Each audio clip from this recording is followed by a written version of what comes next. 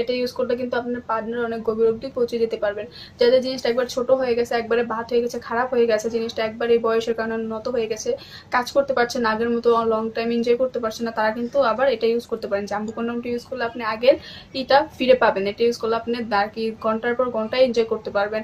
তো এটা হচ্ছে লম্বায় 8 ইঞ্চি, মোটায় 6, এটা 4 ইঞ্চি যাদের আছেন তারা কিন্তু এটা সুন্দরভাবে ইউজ করতে পারবেন।